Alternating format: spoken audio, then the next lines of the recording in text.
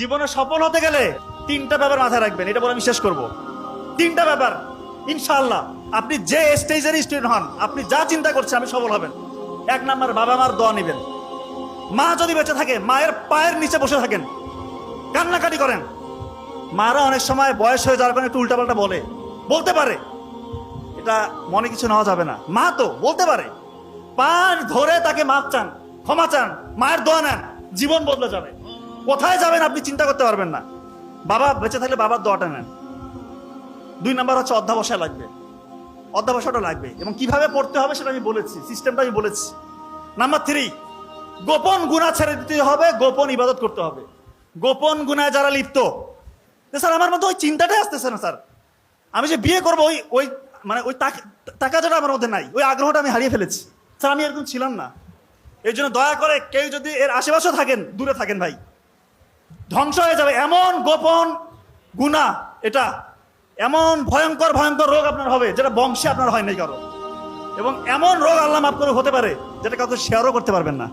এই জন্য গোপন গুনাহ ছেড়ে দেন, আল্লাহ তাআলা খুশি হয়ে যাবে।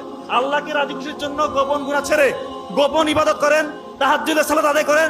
যে স্বপ্ন আপনি দেখবেন সে স্বপ্ন ইনশাআল্লাহ বাস্তবে রূপান্তরিত করতে পারবেন, এটা আপনি বিশ্বাস করেন। আমাদের ব্রেইনের একটা সিস্টেম আছে, আমরা জানিয়ে ভাবি, জানিয়ে চিন্তা করি, ব্রেইনের মধ্যে তখন রেটিকুলার অ্যাক্টিভেটিং সিস্টেম চালু হয়ে যায়, RAS বলে। জানিয়ে চিন্তা করবেন, জানিয়ে ভাববেন, ব্রেইন তখন আপনাকে ওইভাবে পরিচালিত করবে। আর আল্লাহর সাথে কানেকশন আপনার আছেই। তার মানে এখন যারা চিন্তা করছেন যে আমি বড় ডাক্তার হব বা ইঞ্জিনিয়ার হব, বড় সায়েন্টিস্ট হব, ইসলামীর বড় দিনের দায়ী হব, আলেম হব, ইসলামকে নিয়ে চিন্তা করেন। 700 শতাব্দীর দিকে ইসলাম কোথায় ছিল? এমন বিস্তৃত সাম্রাজ্য তারা দখল করেছিল, ওই সময় পর্যন্ত কারো অধীনে এত বড় রাজ্য ছিল না। অত শুরু হয়েছিল কোথায় থেকে? একটা সামান্য একটা গোত্র, একটা উপজাতি ছিল তারা। নবী করিম সাল্লাল্লাহু আলাইহি ওয়াসাল্লামের বদৌলতে তারা গোটা বিশ্ব দখল করেছিল। তো আপনাদের মধ্যে এখন ওই চিন্তাটা জাগ্রত করতে হবে যে হ্যাঁ আমি পারবো।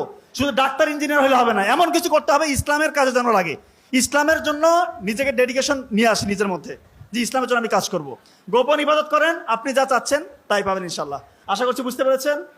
সবাই ভালো থাকবেন, আপনাদের মনের আশা আল্লাহ তাআলা পূরণ করুক। দোয়া রাখবেন, ভালো থাকবেন। আসসালামু আলাইকুম ওয়া রাহমাতুল্লাহ।